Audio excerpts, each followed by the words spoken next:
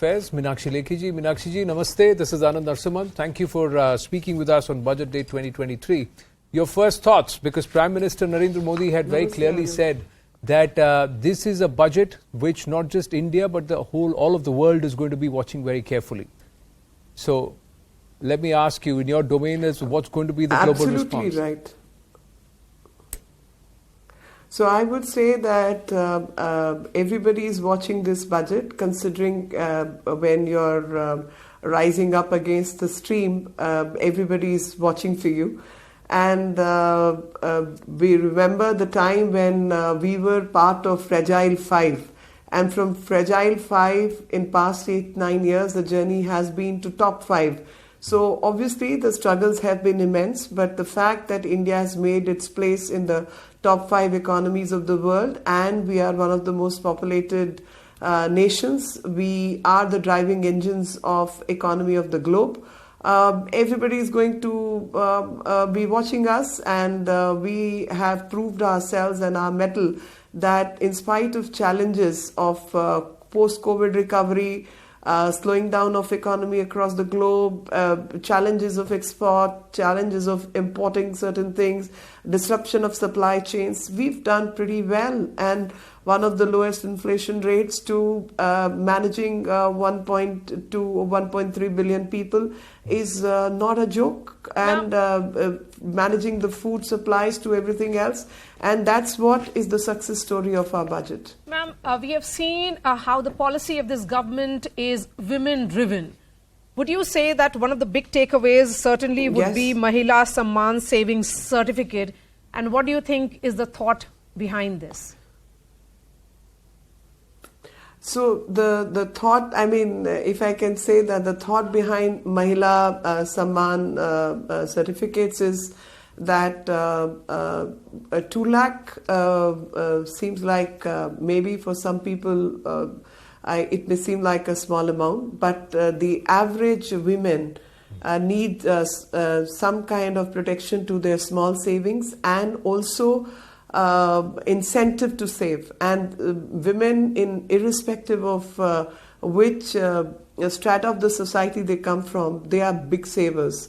So if you can invest say 2 lakh rupees and get a fixed interest of 7.5% for 2 years, it adds to the certainty of money which you will receive post 2 years. Plus this is also generation of resources so far as government is concerned, because that many more women will come up with 2 lakh savings in the name of girl child, in the name of young women, and a whole lot of young working women will also be able to save that kind of money for their own safety, security, and also add up to the formalization of economy, which will benefit the country. So it's a huge step, and also symbolic that we have to move away from appeasement politics to empowerment politics, and we need to do something substantial for women, and especially the kind of policies which have come on this certification,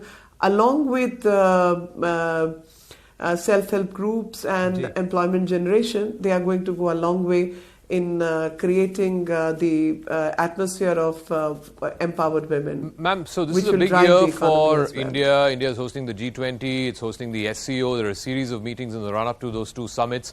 I did not see any specific allocation for the hosting of these summits, or will that be subsumed under the overall budget for the Ministry of External Affairs?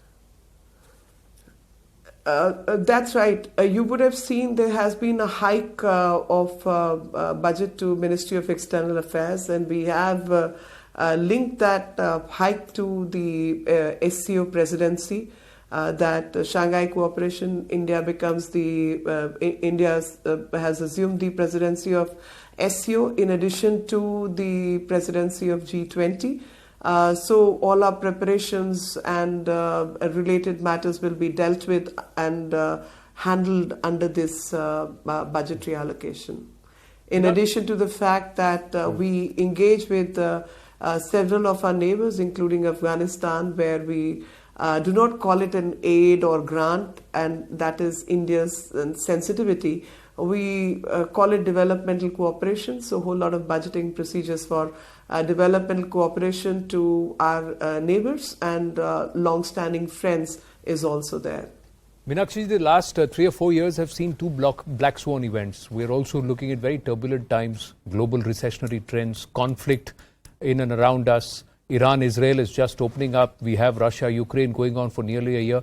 How much of that is going to affect India's growth story? And can we insulate ourselves? How much can we insulate ourselves? Does this budget take that into account?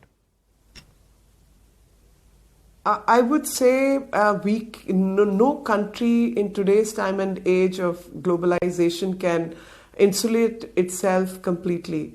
But that is precisely why this budget becomes important, that in spite of challenges and not because things are going in our favor, that we have all stood in a good stead and we have managed our resources well, keeping all these sensitivities intact and caring for everyone and doing this balancing act. And that is why this budget becomes so very special, that the policies which this government started in 2014, we have been consolidating year after year, and Sabka Saath, Sabka Vikas has been the motto, and that consolidation is what you're seeing in this budget. And all the past policies, whether spending on toilets, giving energy to women through Ujjwala, building roads, spending on ports, laying highways of internet, spending on 5G, all that has actually helped. I mean, just come to think of it, we had 62 airports earlier, and today we have 148 airports or 142 airports, and now we are planning to have 50 more airports. So airport is not just an airport in which some people get employment, but airport is a place which brings employment and prosperity to the entire region. Correct. So I believe that this budget is a budget which is showcasing the past reforms which this government has undertaken, and is also laying the foundation of the future, what future has to do for our country, and thus a futuristic budget. Thank you very much, ma'am, for speaking with us. That's the MoS MEA, Meenakshi Lekhi. I also want to get in a voice